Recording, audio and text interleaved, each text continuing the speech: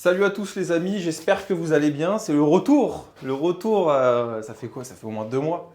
Bah, Ça fait un moment, hein. je dirais 3 semaines. 3 semaines. La petite vidéo du vendredi. Elle va être longue cette vidéo, enfin pas trop parce que tu as une visite à 18h. Ouais. Et je lui ai promis que s'il la vendait, je lui ai fait des petits paris comme ça, si je lui la vendais, je lui ai dit que si tu la vendais et que tu avais plus de 2000 euros dessus, je te filais un billet marron. Est-ce que tu vas l'avoir, selon toi? Je sais pas trop. Bon les amis, pas mal de choses à vous dire. On a pas mal de voitures à vous présenter qu'on a reçues, qui méritent un peu le détour. Donc ça va être dans un second temps. Mais dans un premier temps, bon, on a pas mal de choses à vous dire. Et puis on a le véhicule que nous a ramené hier. T'étais beau dedans, putain je te jure. Et puis voilà, vous parlez un peu de l'actualité du garage les amis. Chartres arrive à grands pas. Prochaine vidéo là-bas. Ouais, prochaine vidéo là-bas. En vrai, si on vous a pas tourné de vidéo, c'est qu'on a plein de choses en ce moment sur le feu. Chartres, on est en travaux parce qu'on fait une mezzanine, un étage. Donc c'est un peu en chantier. On ouvre officiellement le 5 ou le 6 novembre. Le lundi après le pont. Ouais, le lundi après le pont. On reçoit nos enseignes le lundi ou le mardi. Victor met l'escalier le 6, je crois. Ouais. Donc voilà, les amis, ça c'est imminent. On a hâte de vous recevoir là-bas. Vous allez voir, le local est beaucoup plus fonctionnel, spacieux. Bah, parce qu'il est vide aussi, mais en tout cas, les lieux sont vraiment propices à vous accueillir dans les meilleures conditions. Donc j'ai hâte de vous montrer ça. Transac, ici, ça tourne toujours autant. Le mois dernier, on a fait un des meilleurs mois de l'histoire de Villebon, puisqu'on a été deuxième meilleure agence de France. Voilà, je ne vais pas dire les chiffres parce que je ne veux pas donner les chiffres des autres, ça ne regarde personne. Moi, je peux donner les miens, mais bon, si je vous donne les miens et que je vous dis qu'on est les deuxièmes, du coup, voilà. Mais on était la deuxième meilleure agence de France pour un chiffre d'affaires qui tourne autour de 80 000 euros. Donc on est super content et c'est bien, je viens de dire il y a 30 secondes que je ne donnerai pas les chiffres. Mais voilà, et 80 000 euros, les amis, c'est hors taxe. Et c'est de la commission, c'est de la prestation de service. C'est pas du chiffre d'affaires. Donc ça vous laisse imaginer que ça tourne. N'en déplaise aux rageux de TikTok, parce que j'ai fait une story là-dessus il y a quelques jours. Il y a des mecs qui reprennent mes vidéos sur YouTube. Il y a un gars qui s'est carrément créé une chaîne YouTube, Binge Royer, je sais pas quoi. Je suis déjà tombé dessus. Et le mec, le pire, c'est qu'il met des miniatures qui travaillent et tout. Il fait mieux ma chaîne que si c'était la mienne en reprenant mes extraits. C'est incroyable. Et il y a un mec qui fait pareil avec TikTok, qui reprend mes extraits de mes stories et de mes vidéos YouTube et ça marche de ouf. Parce que, en fait, cet enculé, mais il est trop fort. Il prend des trucs chocs, tu vois. Genre, tu vois, quand je vais Des dire. coups de gueule, ouais, Des coups de gueule et tout. Et du coup, sur TikTok, je me fais tuer. Ce réseau social, il est infernal. Tu y es, toi, sur TikTok? J'y vais jamais. Tu y vas jamais? Je vais quand on m'envoie une vidéo, éviter un lien. C'est insupportable ce réseau social. Les gens, ils sont écervelés, décérébrés. C'est en plus les gens qui critiquent là-dessus. Tu cliques sur leur profil, les mecs qui sont en Peugeot RCZ. Enfin, c'est infernal. C'est infernal ce réseau social, je te jure. C'est pas toi qui avais vendu une caisse, c'est un mec qui vendait que des RCZ. Ouais, si. Et je suis sûr qu'il y a un marché. RCZ Center à Lyon. Putain, big up. Ah putain. Et bref, et donc je sais plus pourquoi je disais ça. Et oui, non, donc ça tourne très bien, Transac, Gabriel aussi. Bah franchement là, on va peut-être faire un meilleur mois pour Gabriel. Enfin, je cartonne. Donc c'est cool. Franchement, j'entends beaucoup de marchands se plaindre, dire que ça marche pas, etc. Mais j'en discutais avec mon pote Jérémy, souvent que j'ai filmé Jérémy JL Cars. Et il me disait, mais gros, il me dit le truc, c'est que, et il a raison, je pense, c'est que la plupart des marchands, ils se branlent. Tu sais, ils reçoivent une voiture, ils la mettent une semaine après en annonce et tout. Et en vrai, ici, moi, je mets un point d'honneur et toute l'équipe le sait. J'ai engueulé Jaina ce matin parce qu'elle a une caisse à vendre depuis une semaine. Le truc, il n'est pas en annonce. Moi, c'est pas possible ça. Une voiture, on la récupère le matin, elle est en ligne l'après-midi. Tu vois ce que je veux dire? Ouais, le jour même. C'est une règle d'or. Et il me dit, donc je pense que c'est lié au travail.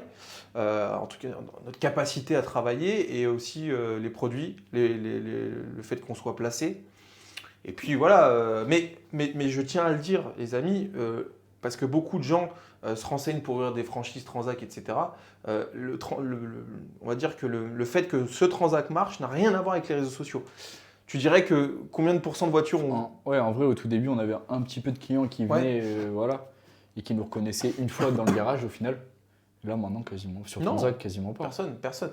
Donc voilà, les gens qui ont des Transac, bon, ils le savent, ils n'ont pas besoin de moi, mais et d'ailleurs, pas que Transac, ceux qui sont marchands même traditionnels, qui achètent, qui vendent, etc., ça peut très bien marcher, mais je pense que on peut toujours, en fait, moi, depuis que je fais ce métier, tous les mois, j'appelle, enfin, tous les mois ou régulièrement, c'est le téléphone de l'agence, c'est le tien? Non, c'est Euh, le mec pour le pare-brise. Ah ouais, d'accord. Bon, les amis, je continue dans ma déballe. Mais régulièrement, les gens à qui je bosse, ou pas forcément des marchands que je connais, etc., me disent putain, c'est galère la conjoncture. Ça fait des années que j'entends ça et je crois que j'entendrai ça toute ma vie. Mais je pense que la différence entre ceux qui fonctionnent et ceux qui fonctionnent moins, c'est déjà l'intelligence de travail, les produits qu'on va apprendre, les marges, les trucs. Et c'est ce qui fait qu'à la fin, in fine, les petites choses mis bout à bout font que certains vont mieux marcher que d'autres, je pense. Donc voilà. Et les amis, je voulais vous montrer. Alors, ton pare-brise? C'est bon, 10h30 demain. Impeccable. Et les amis, donc je voulais vous parler d'un truc assez marrant. Enfin, c'est pareil, on va reparler TikTok, tu sais, donc on n'en a pas trop parlé. Ah si, j'avais fait une vidéo sur le fait que je m'étais fait voler la Clio RS. Ouais. Ouais, c'était la dernière vidéo d'ailleurs, Ouais, je crois. sûrement, ouais. C'était la dernière vidéo. Bah, c'est marrant parce qu'entre-temps, il y a des gens qui ont repris ces extraits sur TikTok. Et il y a plein de gens qui m'ont dit t'as fait un coup d'assu, les 3 Mégane 4 RS, c'était aussi des coups d'assu. Alors, je vais repréciser certaines choses, je ne veux pas me justifier, mais je vais quand même vous prouver par A plus B que vous êtes bêtes, que vous êtes des gens bêtes en fait. C'est que les 3 Mégane 4 RS qu'on s'est fait voler il y a un an, il y en avait une qui était vendue déjà. Dans l'eau, elle était payée. Imaginez le truc, tu te fais voler une voiture, tu sais que tu vas être remboursé des mois après. En l'occurrence, je m'étais fait rembourser en décembre, je m'étais fait voler le 1er septembre. Donc, tu as une voiture que tu vas rembourser, dont tu avais déjà touché l'argent, mais dont tu vas te faire rembourser quelques mois après. Donc, déjà, tu as un trou de 40 000, premièrement. Donc, je ne suis pas assez bête pour faire ça. Et sur les deux autres Mégane 4 RS, il y en avait une, c'était un dépôt-vente. C'était même pas la nôtre. Donc, c'est même pas de l'argent qui était bloqué, en fait. Tu sais, l'avantage du dépôt-vente, c'est qu'en vrai, c'est dur ce que je veux dire, mais bien sûr, tu as intérêt à les vendre. C'est comme ça que tu gagnes de l'argent. Mais si elles ne se vendent pas, en fait, ça ne change rien à ta vie. Tu vois ce que je veux dire? C'est un peu de l'ego, ça te fait chier de ne pas l'avoir vendu, de la rendre à ton client. Moi, j'aime pas rendre des voitures, mais en l'occurrence, je me cramerai jamais pour une caisse qui n'est pas la mienne. Donc, il n'y en a qu'une sur les 3 qui était un stock, qui était une jaune Sirius Trophy, qui n'est pas un produit très compliqué à vendre. Les Mégane 4 RS, j'en ai vendu plein, j'en ai encore vendu une cette semaine, une blanche. On va aller la voir après. Enfin bon, voilà, donc ça déjà, vous êtes bêtes. Et la Clio 4 RS, que je me suis fait voler, je me rappelle, il y avait une visite à 14h, tu te rappelles? Ouais. Et je vous avais appelé, j'étais pas là, j'étais à Orléans en train de bouffer. Je dis les gars, prenez la Clio 4 RS, parce qu'il y a une visite à 14h dessus. Donc je suis pas assez bête pour me la faire voler avant d'avoir une visite. C'est au moins après la visite, si le mec veut pas me la prendre. Et en plus, le pire, c'est que le gars, il voulait me la prendre. Il était dégoûté quand je lui ai dit que je m'étais fait voler. Donc vous êtes bêtes, et ça, je veux que cet extrait il soit repris sur TikTok. À tous les gens sur TikTok, vous êtes bêtes, mais vraiment pour moi, vous êtes des écervelés. Vous êtes cons en fait. Mais je te jure, je le pense ça. Je le On pense. dirait que c'est fait exprès. Je te jure, ce réseau social, comme en Chine, il devrait être interdit.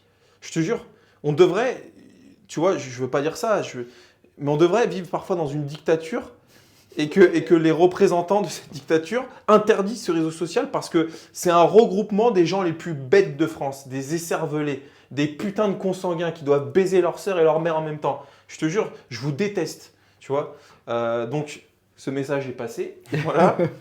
Et non, en vrai, j'ai reçu il y a 2 jours à recommander, la factrice m'amène à recommander et je reçois ça. Et moi, vous pouvez demander au gars, j'ai jubilé, je dis putain, on a retrouvé. Alors oui, juste entre-temps, donc j'ai appelé mon assureur qui est devenu un copain, Richard, et il suit mes vidéos, son fils me suit aussi, donc il va peut-être voir cette vidéo. J'ai appelé Richard, et un assureur, c'est un peu comme un avocat ou un banquier, il doit te conseiller, tu vois. J'ai appelé, je dis Richard, écoute, je me suis fait taper une Clio 4 RS, c'est relou, c'est une caisse à 10 000 euros. Honnêtement, ça fait toujours chier de perdre 10 000 euros, mais est-ce que le jeu en vaut la chandelle de déclarer un autre sinistre un an après s'être fait voler 120 000 euros de Mégane au risque de se faire résilier? Il m'a dit, écoute, je vais être franc avec toi, c'est ton droit de faire marcher l'assurance. Tu es assuré, c'est pour la faire marcher. Il me dit, par contre, si demain tu déclares ta Clio RS volée, on est à coup sûr, on reçoit un courrier de résiliation. Et derrière, moi, j'ai même pas de solution à te proposer pour t'assurer. Donc je ne l'ai pas déclaré à l'assurance. C'est triste, mais c'est comme ça. Et ça me fait bien chier. Pareil, sur TikTok, les gens ont dit ouais, l'autre il chie sur 10 000 euros. Non, je chie pas sur 10 000 euros, mais moi, mon assurance, c'est mon outil de travail. Demain, je peux pas m'assurer, je fais comment? Donc, vous êtes encore plus bête que ce que je pensais, bande d'abrutis. Voilà, bon, je reçois cette lettre en recommandé. Mise en fourrière. Notification de mise en fourrière d'un véhicule. Immatriculé CS 502HX. C'est l'immatriculation de la Clio RS. Ce véhicule est gardé dans les locaux de la fourrière dans le 45. C'est ouf parce que j'habite dans le 45. Je me dis putain, c'est un signe. Moi, je jubile. Elle est à la maison. Je jubile, voilà. Je dis, je vais rentrer chez moi, je vais passer à la fourrière, je récupère ma Clio, tu vois. Je monte voir Clément, je fais putain, les gars, j'ai récupéré. J'appelle la fourrière et là, je tombe sur une bonne femme, très sympa en plus. Elle me dit bon, ok. Elle me dit bon, attendez, parce que on a reçu une caisse calcinée l'année dernière. Une épave calcinée, je vais quand même vérifier parce que ça me dit un truc quand même.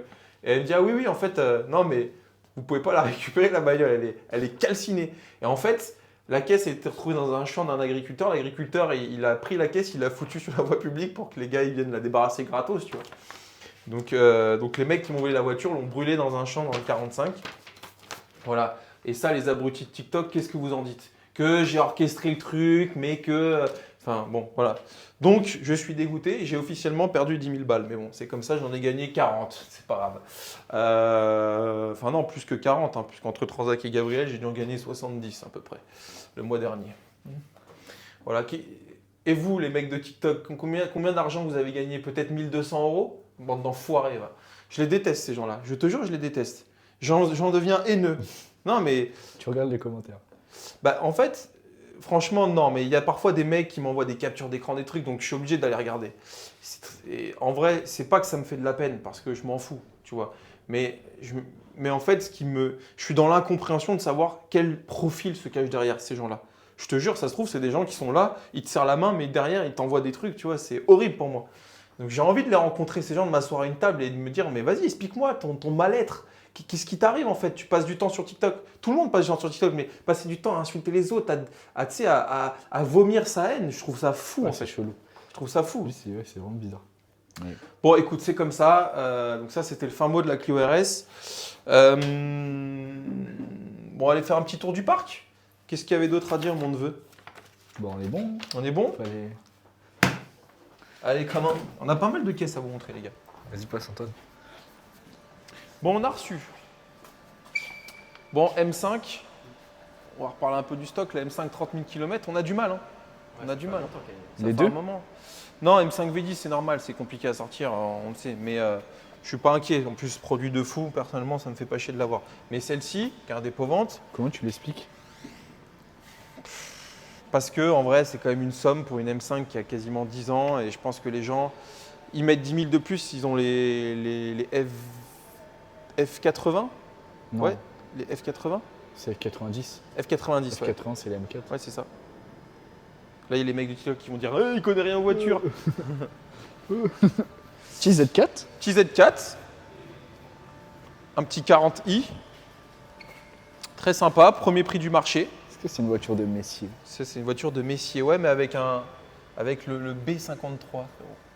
C'est le B58 B58. J'ai un doute. Si, c'est le Ouais, c'est B58. bien ça. Ouais. Petit RS3, Grinardo. Bon, c'est du classique. M2 compétition, j'ai une visite demain à 10h. On a reçu un petit 435 du Japon. From Japan.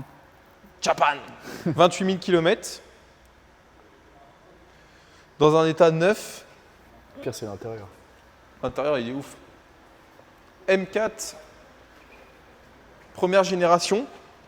Ah, d'ailleurs, on en est où de celle-là? Bah, j'ai un peu de touche, mais pour l'instant, c'est pas vendu. Mais jantes Vossen. Attention, ça, le jeu de jantes, il vaut, je pense, dans les 2 000 – 3 000 euros. Ouais, ce que j'allais dire. C'est des jantes de qualité de ouf. Légère, forgée. Ouais, elle est trop belle, la voiture. Elle a toutes les options. Ouais, elle a toutes les options. Petite Mégane 4RS Trophy, boîte méca phase 2. C'est très très rare. Il y en a eu très très peu parce que très vite Renault, pour les questions de malus, a décidé de les arrêter, de les mettre qu'en boîte auto. Les petites jantes. Petite jante Fuji. Voiture vendue. Putain, il flotte. Petite Twingo RS, livraison demain matin. Ça, c'est très rare, les amis. Vous foutez pas de notre gueule, mais ça, c'est From Japan. une Joconde, cette bagnole. Bah, elle est partie vite. Ouais, bah oui, bah, c'était sûr. Mais je l'ai pas vendu cher en plus.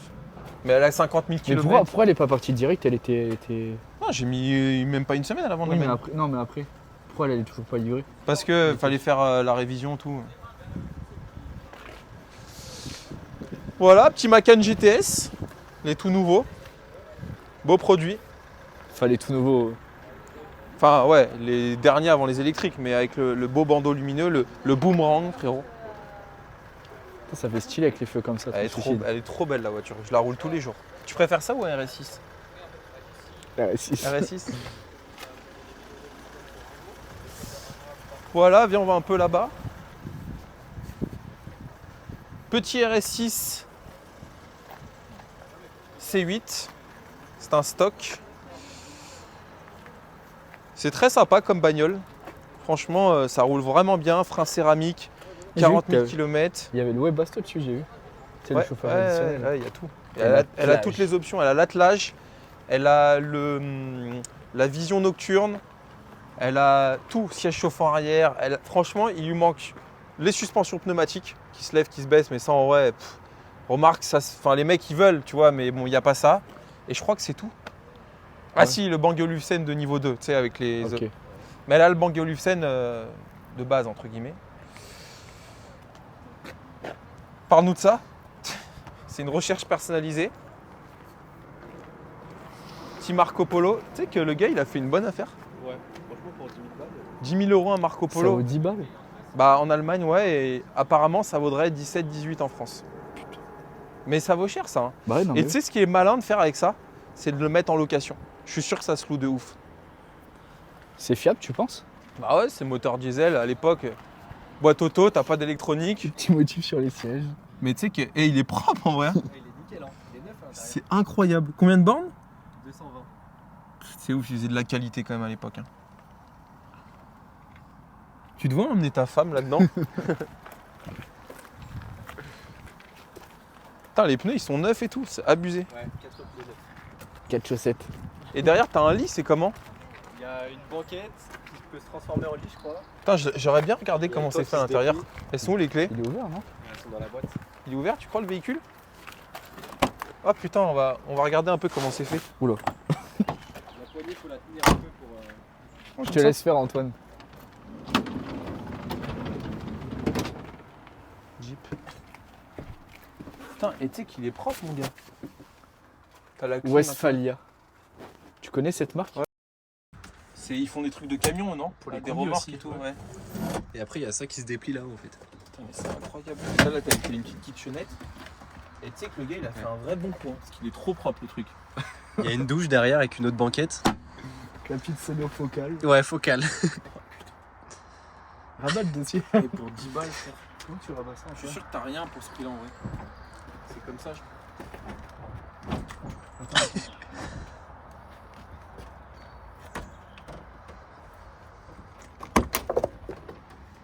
Ouais, bref. Ouais, enfin voilà quoi. Mais il est propre, putain, le gars il a fait un bon petit coup. Et mécaniquement il roule bien? Nickel. Il y a quoi à dire genre dessus? Bah, ça tremble un peu à l'arrêt, mais ça, je pense Ouais. que c'est normal. Support moteur, peut-être? Il y a le compteur qui s'allume pas par contre. Propre, hein? Ça consomme? Bah, j'ai mis un plein Francfort-Paris. Ah ouais? Il va me péter le rétro. Bon voilà, on a reçu une petite M2 LCI. C'est une LCI toi? Ouais. 103 000 km. 113. 113. Ouais. IMA de France, full suivi, 39,9. Premier prix du marché. Toit ouvrant, siège électrique, Harman Kardon, elle a tout. Ouais. Donc voilà, ça c'est un bon coup les gars. Mais surtout ce que je voulais vous montrer quand même, elle est où la M4CS? Elle est là-bas.